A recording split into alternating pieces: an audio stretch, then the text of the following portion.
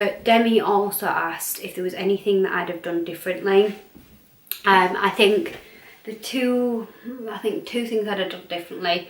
One, I would have put my foot down more when it came to getting a date for moving. I think I would have put my foot down earlier, saying like, no, I've been too nice now, like we're gonna pull out.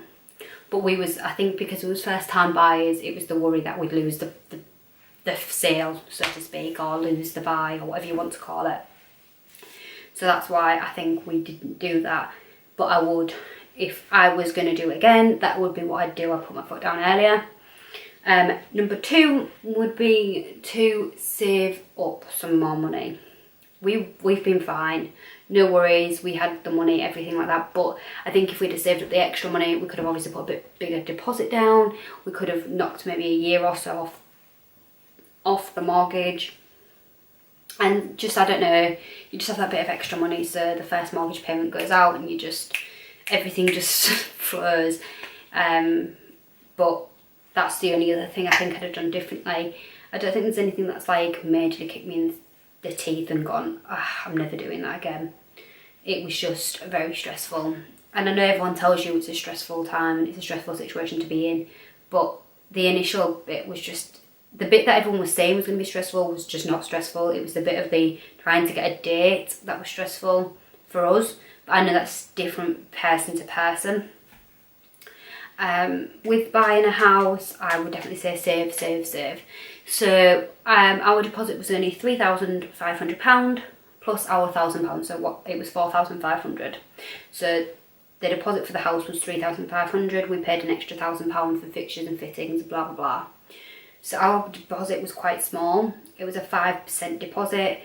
This was because we was accepted for a 5% deposit. Now, just because you go, I've got a 5% deposit, does not mean the bank are going to let you put down a 5% deposit.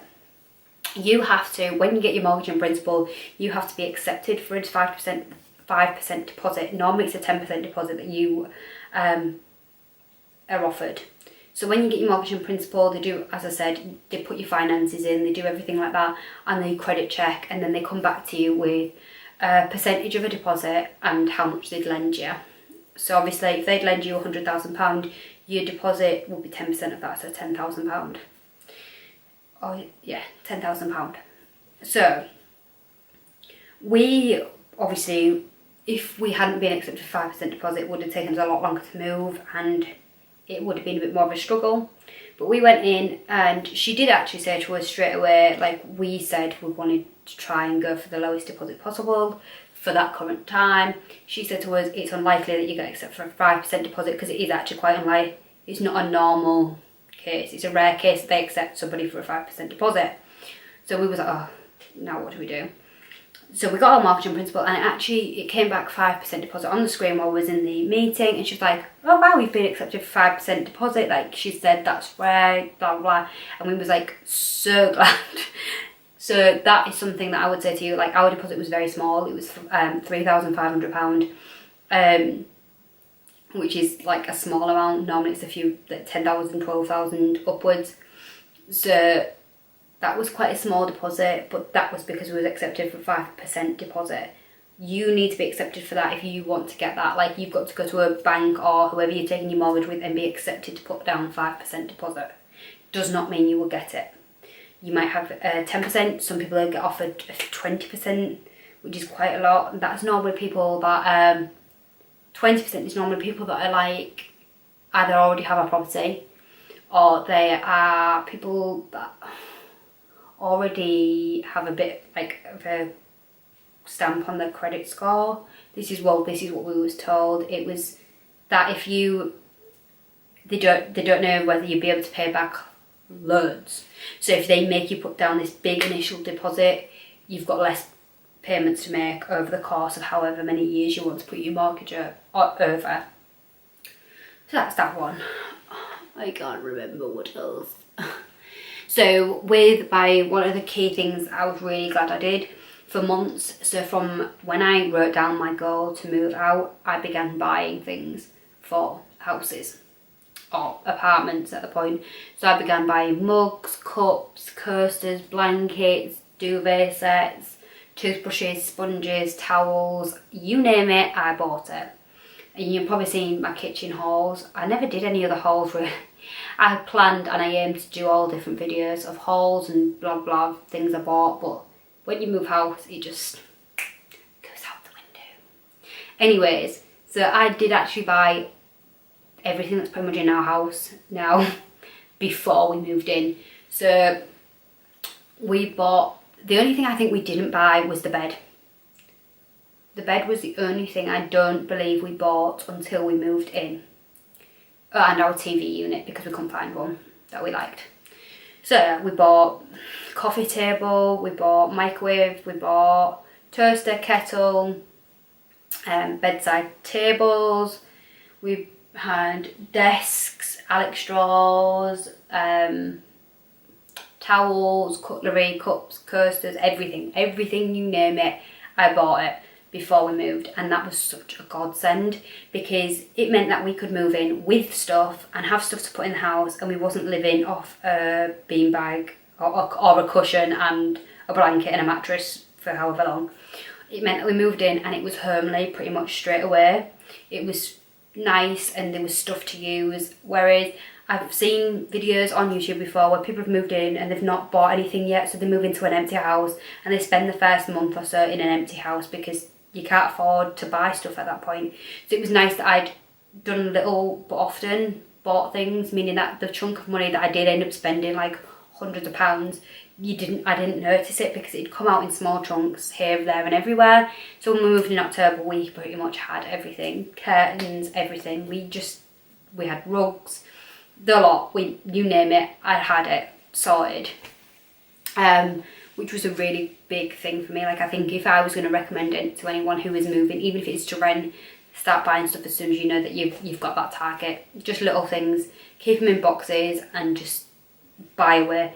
Would say though, keep a list and tick off when you've bought things so you don't buy two of things, because I bought 3 ladles, 2 sets of coasters, I think it was 5 peelers, 2 bottle openers, a million mugs and a million glasses, just because I kept seeing nice ones. But keep a list just so you don't overbuy things like I did, because you know.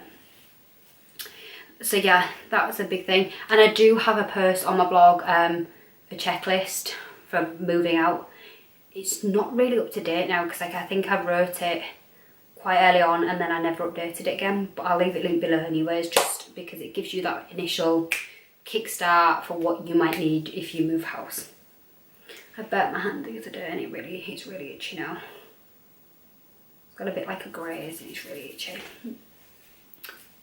That's what cookers do to you when you move house.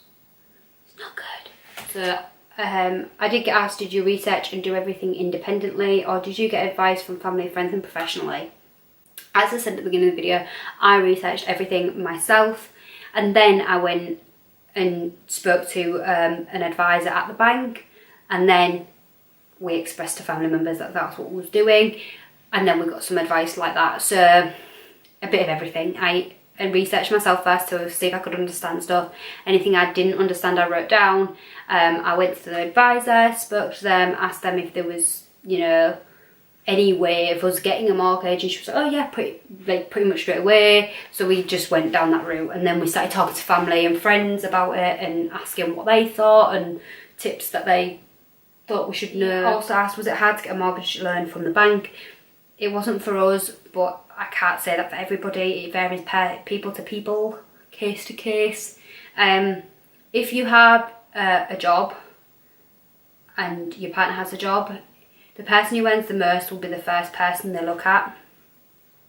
So they would they consider this like times your wage by 2 or something like that. It's hard to explain by what you could. So say if your wage is £20,000 a year, they'll times that by 2, so that's £40,000 that they'd lend you. I think it's something like that, I can't remember off the top of my head. And then the second person, they'd do it but times it by 10, so say if you went £10,000, they'd do the same or something. So I think it's like the times your wage by X amount, and then the second person they do the same, but it's half of whatever they times the first person's, and then that's how they come up with like a total.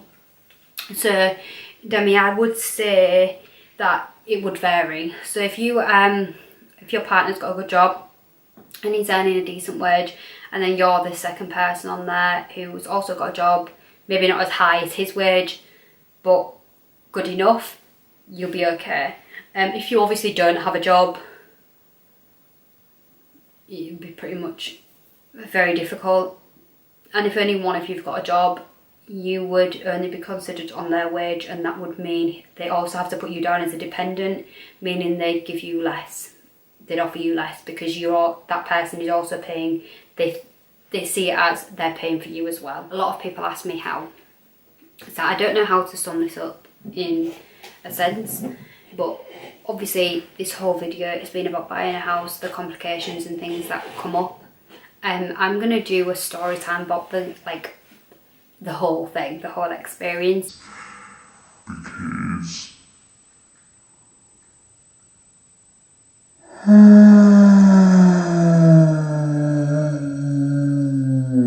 so I'm going to do a story time about the whole experience because there's so many things I haven't mentioned in this video that happened and went on.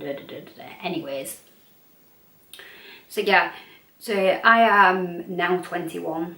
I will turn 21 on the 1st of December. We bought a house, well, we initially bought the house in April time, but we didn't move in until October, and my partner's not 21 until February. So we both bought a house at 20, which a lot of people have criticised us for and said, why would you do that? Or, you know, it shocked some people. Me and my partner have known each other now since primary school, so over 10, 15 years. We've known each other a long time. We've been dating for 4 years now. I don't know, you just know. I think some people say like you can't guarantee you'll be together forever. No, nobody can guarantee that, but we've known each other a very long time now. We've been together for a long time now. I don't know how to express that. Yeah, I understand that people have negative thoughts about things and they don't see the positive in some things, but this was what we wanted. And when we decided that, initially it wasn't something we was even considering. It happened because of situations, mainly my situation, not his. So and he didn't want me to move out alone, obviously like get a flat or an apartment, so he wanted to move with me, and that's the only reason we ended up deciding to buy. Now obviously that was a big thing for both of us, and it was a big thing for everybody family wise to get their heads around that we were living at home at 20. And to be fair, he'd only just turned 20 and I'd turned 20 in the December, so we'd only been 20 a few months. So he'd be February, March, April. Yeah, so he'd only been 20 like 3 months and I'd only been 20 like 3-4 months. So it was a big thing. We was initially, you know, and when we first ever mentioned it, he was 19 and I'd only just turned 20. So it was a big thing for us to decide, like, we're going to move house. And obviously people thought, oh, you're just stupid kids that don't know what you're doing. And a lot of people believed we would not get past the first hurdle of getting a mortgage. A lot of people didn't believe that we'd actually do it, or we'd get so far and then go, actually I'm going to stay at home with mum, you know. And it's nice to know that we have surpassed what people think, and we have surpassed things that we even believed with ourselves we couldn't do. Like, at first, when you just think of this daunting task of buying a house, like, you just think, I can't do it. But you can, and if you are that set on doing it, you will do it. There is like no doubt about it. You will put your mind to it and you will save. Like when we was like saving to move, like I was saving like no tomorrow. I saved away my heart's content. Now we moved in, my savings are like because I'm not saving for anything that I really want. But when you want something so bad, you literally learn to cut out everything you don't need. So that lipstick that you're looking at on Beauty Bay, you cut that out because you know you want this house so bad. and that's how it works. So guys, that is the end of part 3. I just want to thank you for watching. I have now got the last part to upload, which is part 4, and that should be it for this set of videos. I couldn't believe how much I'd actually filmed in the end, and I'm really sorry it ended up being in 4 parts instead of 1 video. But if there is any more questions you'd like me to answer, then just comment them down below, and I'll try and do maybe another video if needed. But hopefully I've covered as much as possible in these 4 parts. Thanks for watching.